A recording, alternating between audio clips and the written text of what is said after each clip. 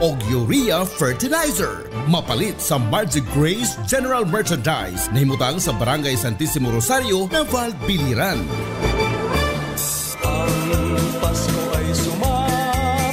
Nandyan na naman sila, kanya-kanyang pakilala sa kung alin daw ang totoo at alin ang tama. Basta ako, mula pa nung nakarang Pasko hanggang ngayong Kapaskuhan, ay istigtuan lang sa bitaminang gumagabay sa aking kalusugan. Mark C. Vitamin C Plus Zinc. Ang purong bitamina ng ating mga kasangga. Maligayang Pasko at manigong bagong taon. Hatid sa inyo ng Mark C. Vitamin C Plus Zinc. Mambibili na sa inyong mga suking butika at drugstores dito sa ating lugar. Ang mensaheng ito ay hatid sa inyo ng Mark C. Ascorbic acid plus zinc is the generic name of Mark C. If symptoms persist, consult your doctor. Diabetic ako for 12 years, katapos high blood, tapos na pneumonia. Saka maganda ang pakiramdam, magaan na sa katawan mula nung magkaano ko ng cleansing. Dati, nung pag-umpisa ko, natatakot ako. Pero nung malamang ko na hindi pala nakakatakot, tuloy-tuloy na hanggang ngayon. Wala na. Hindi na ako nag-ano ng maintenance ng synthetic. Magpa 5 years na. Nakatulong talaga. Malaking tulong yan. Cleansing formula. Maganda. Salamat kay Doc Ed dahil kung wala itong na-discover niya, siguro wala na rin kami may mga sakit na dati lubha. Ako si Edna Bibero, taga Tanawan, Leyte, 61 years old. Pruweba sa kaepektibo, Doc Alternativo. Bukas alas 9 ng umaga hanggang alas 5 ng hapon. Doc Alternativo para sa herbal at natural na lunas. Sa Naval, Biliran, matatagpuan sa RK Building, Castin Street, Hospital Drive, Naval, Biliran. No approved therapeutic claims. Kini si Max Urban.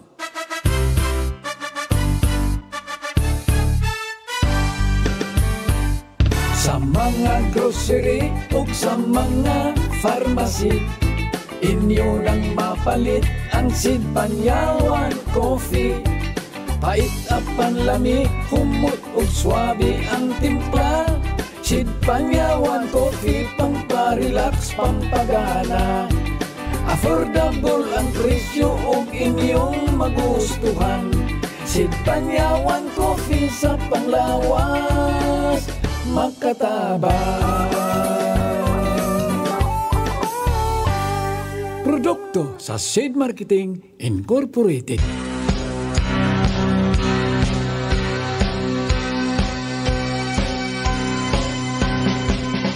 Ikaw ba ay may maraming katanungan patungkol sa nagaganap ngayon sa ating mundo? Ano pa ang mga maaaring asahan patungkol sa ating panahon ngayon at sa hinaharap?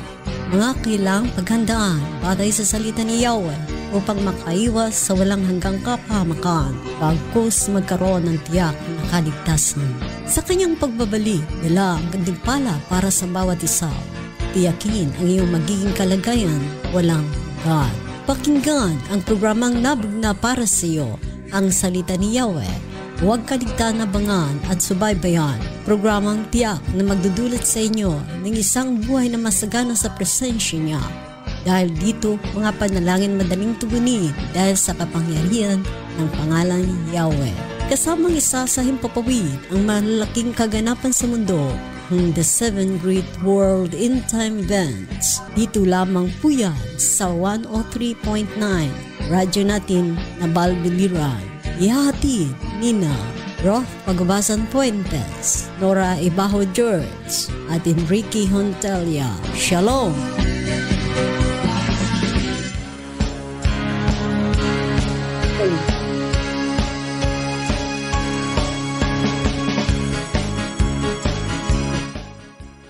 Kapayapaan, nagsinayin niyo pong lahat.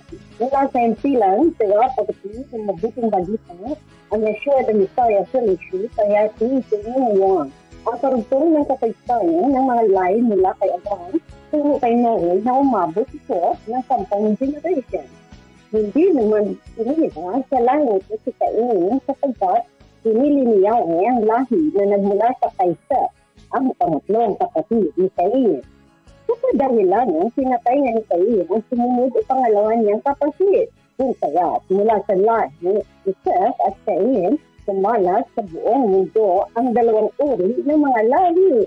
Ang lahi na pinagmulan ni Noe, Abraham, Isaac at Jacob na tinawag din Israel na ngayon bansa na ng Israel. Na bagamat isa ang kanilang pinanggalingang magulang, Ang dalawang lahi ito ay una ang tinatawag na tinuling mga lahi na kinisilala sa dahilig sa Yahweh. At sabihin lahi na kanyang pinaglaanan ng kanyang itatayong pangharian na walang hanggan kung saan ang mahal na Yeshua ang kanyang bigtong nanak na siyang maghahari at ang lahat na tumanggap sa kanya ay pinagkalooban maging anak din ng Yahweh na bagamat tayo ay hindi rin nakakapila sa mga lahing Israel, lahing tinawag ng mga Hintel sa ilalim ng Bagong Testamento na kanya din naman ginawaan at ibinilang ng mga ligtas. Ito ay isang uri din na isinamang mga lahi na pinaglaanan ng kaharian na kanyang isinatatag na magaganap pagdating ng panahon na inaasang magaganap sa panglima ng the 70th World End-Time Event. Na walang iba ay ang paghahari ng mahal na Yeshua dito sa lupa sa kanyang itatatag at sa panahon iyon ang lahat ng masimuhay at hindi naniniwala sa mabuting balita ng kaligtasan ni walang pananampalataya na ayon sa kanyang salita o salita ni Yahweh o sa manang Mesiyas na si Yeshua ay tiniyak na mapaparang dito sa ibabaw ng lupa. Dahil bago pa man ang paghahari ng mahal ng Yeshua sa lupa na siyang pang-apat na present ng the 70th World End-Time Event, ang rightful judgment na siya namang pangatlo sa the 70th World End-Time Event, kung saan dito ang mga tao ay haharap sa pag-uusga, sa pag-gutom at security dito ay mga tao na lahi ni Cain. Nagkakasama-sama ang mga sumusuway sa ating Mesiyas at hindi tumanggap sa kanya bilang siya nga ang ating dakilang tagapagligtas sa sumpa ng kasalanan. Mga lahi hindi nagpapalaga sa kalagang paligtasan ayon mismo sa Bagong Testamento ng Yahweh, pagitan ng tao at sa kanya na siyang ang sinalito sa Biblia.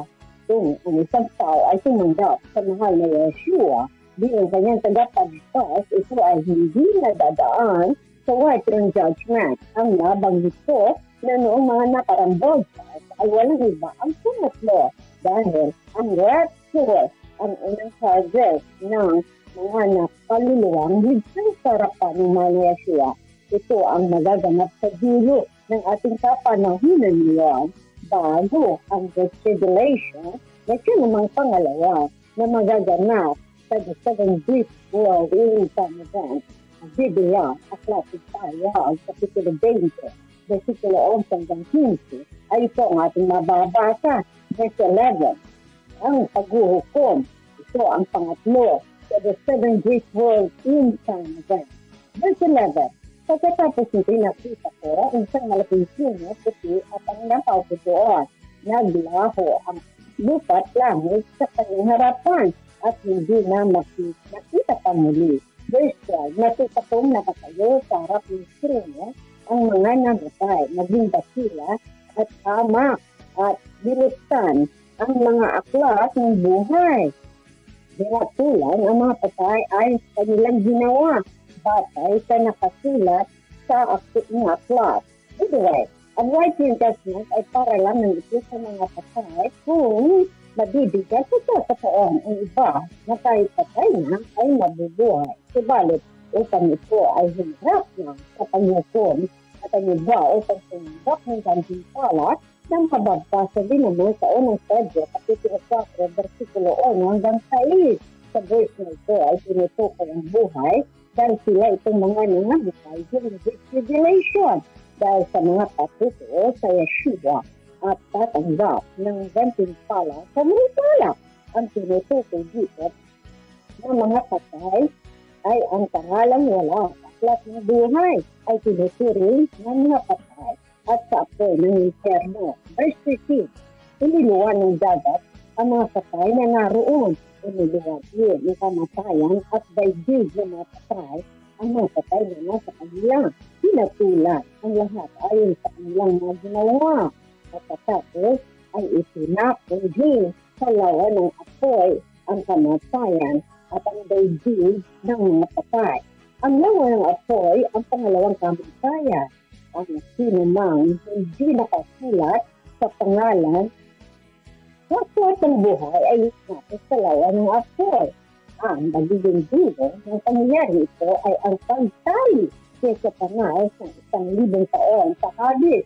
Narito ang Biblia. Aklat sa rin Isaya sa 7 days. Ang 1,000 taon. Verse 1. Pagkatapos nito nakita ko ang isang anghel na bumaba mula sa langit. Tawag ang isang malaking kadili.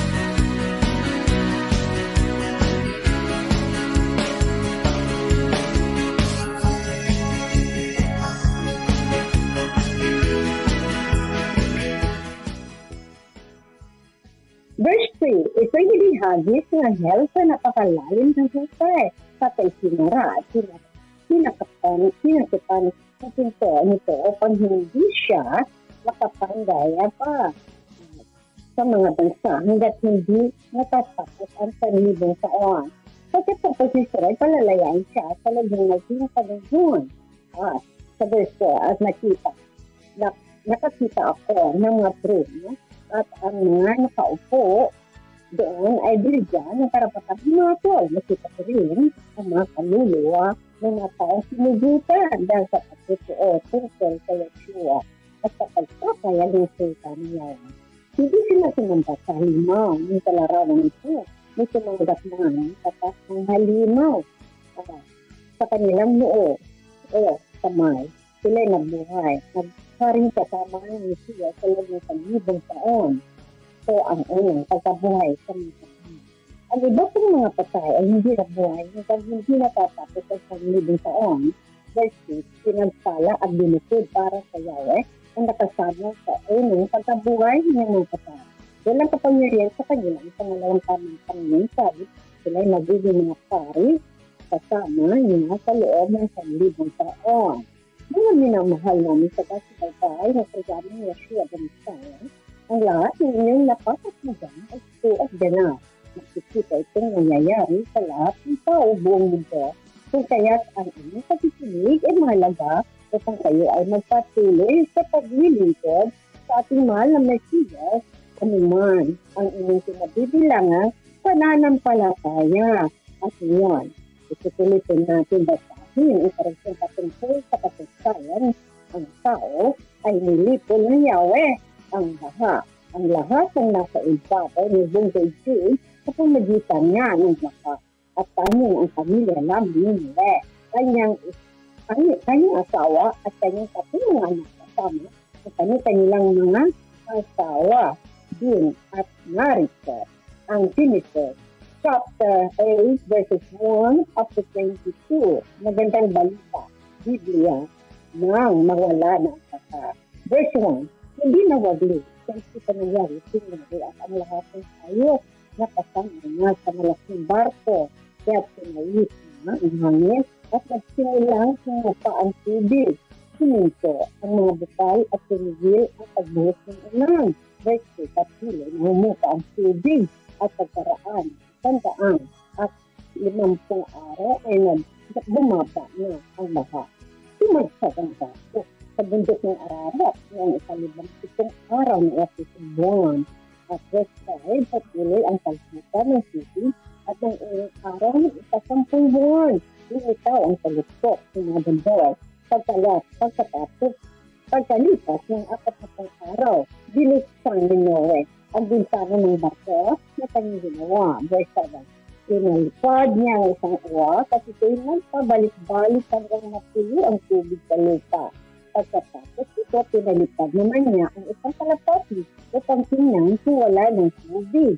Kaniba sa ilaganap pa ang tubig, hindi makalapad ang kalapati, kaya't nagbalik ito at muling ipinasok ni Noe sa barko o arka. Verse 10. Itong araw pang naghintay si Noe at pagkatapos ang muli niyang sinahita ang kalapati. Verse 11. Pagbalik nito, kinagapihan, ito'y may taglay ng sariwang baon ng olibo, kaya't natiyak ni Noe na sinupa na ang tubig. Verse 12. Nagpalipas ng 7 araw si Noe, saka pinalipad muli ang kalapati. Hindi na ito nagbalik. Verse 13.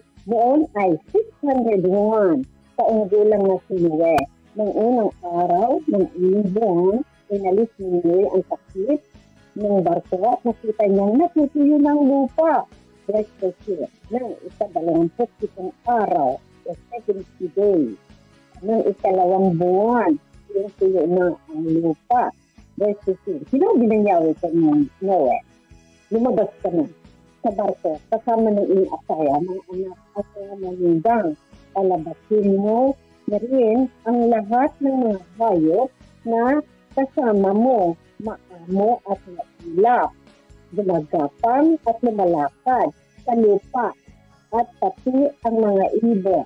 Hayaan mo silang dumami at lumiran sa buong daigdig at lumabas na Noe at ang kanyang asawa, mga anak, at ang manugang.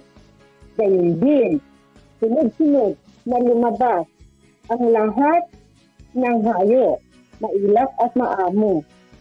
Lahat ng gumagapang, lumalakad, pati ang ibon ay kanilang uri. At pagkatapos, narito naman, sumunod ang naghandog si Noe. Verse 20, si Noe ay naghandog ng altar para kay Yahweh. Kumuha siya ng isa sa bawat malinis na hayop at ibon sa sinunod bilang handog ng maamoy ni Yahweh. Ang babangisan niya dito, sinabi niya sa sarili, hindi ko na susumpain ang lupa dahil sa gawa ng tao, bagamat alam kong masama ang kanyang isipan mula sa kanyang kabataan. Hindi ko na lilipulin muli ang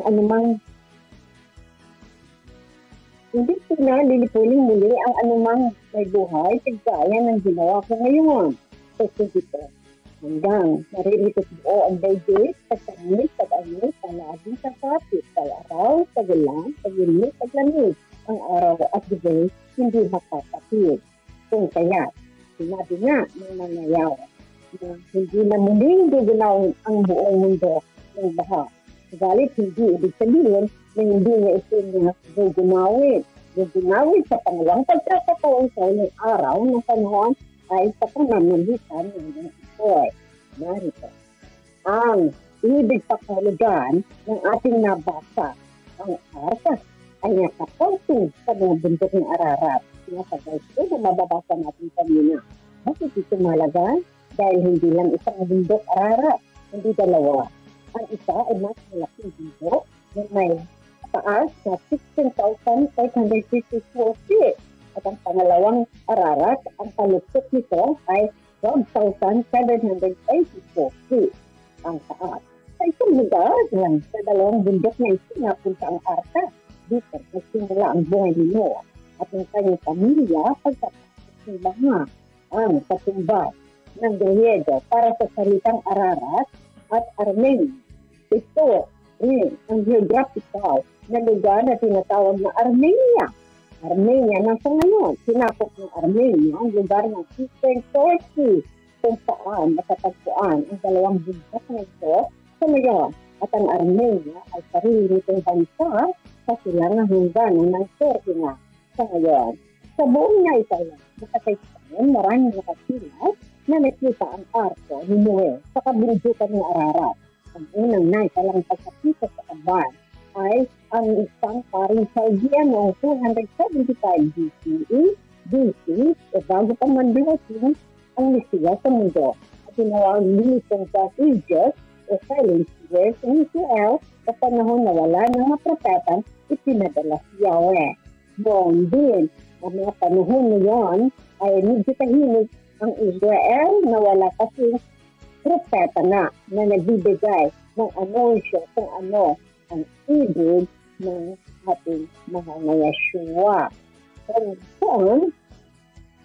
Kung pinahayag ang first century nandun ay nagpapatunay at itinatayag niya dito ang karaniwang kaalaman ng panahon niyon. Ibig sabihin na maraming taong nakakaalam even to the first century pagkatapos na umakyat ang mahal na Yeshua, or what I say, or is 100 years pagkatapos na umakyat ng mahal na Yeshua, ay natural na usapin. Ang bagay na ito na ang arko ni Noe ay nasa tuktok ng Ararat.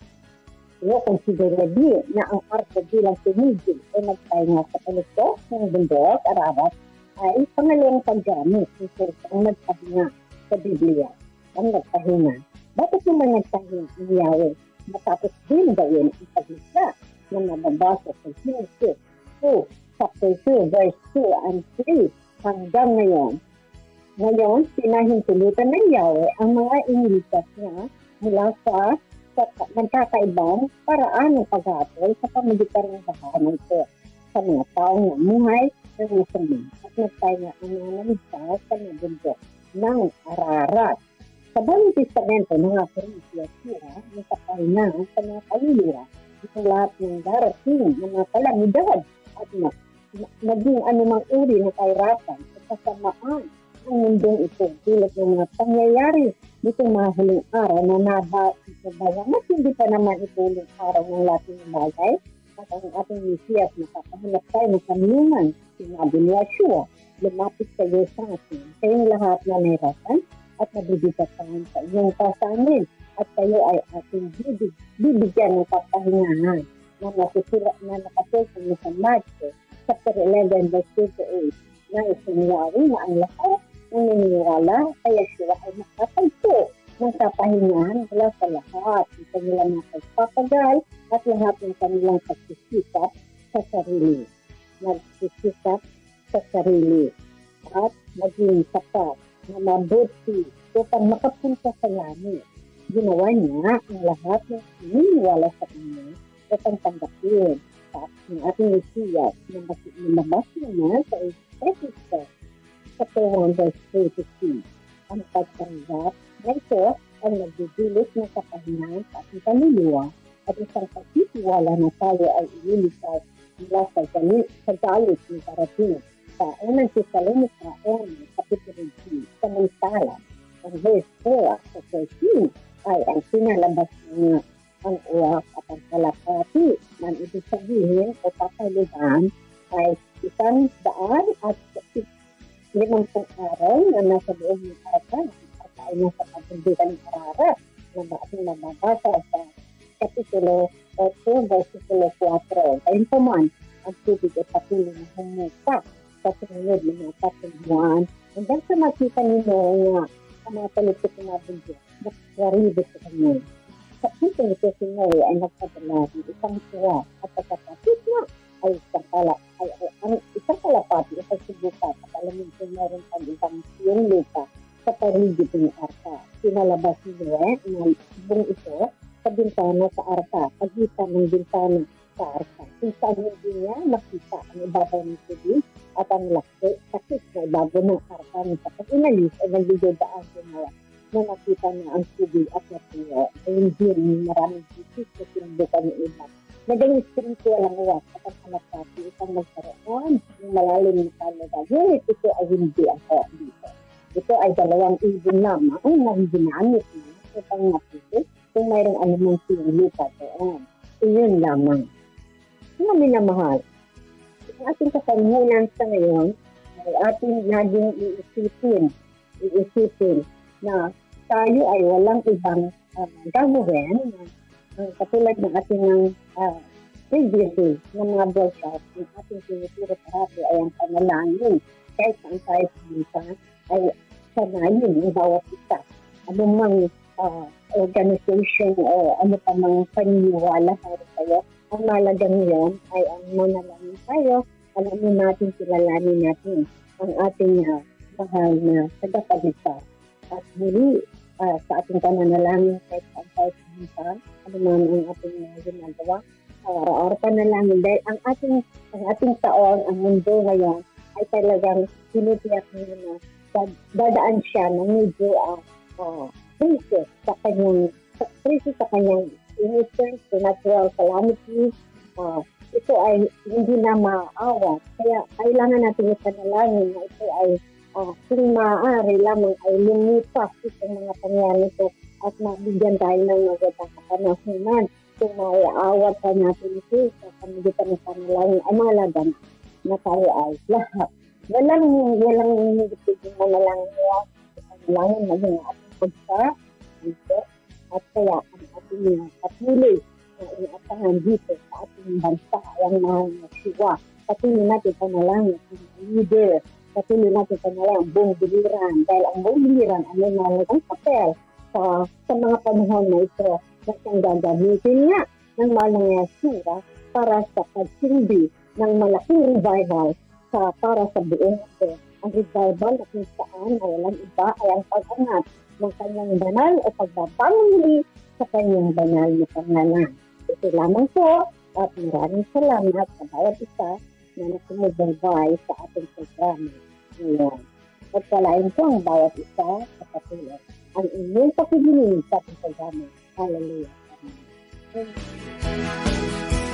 Nindot nga magdaig sa ngalan mo,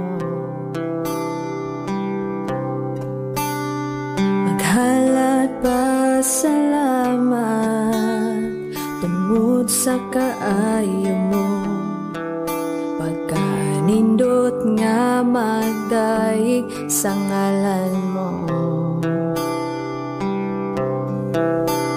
uban ng mga awit sa kalipay ug katasig, kay kini ang katuyuan na kami gibuhat mo.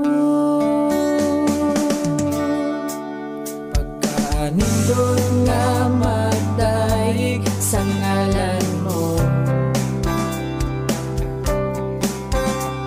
maghalat pa salamat tungod sa kaayo mo.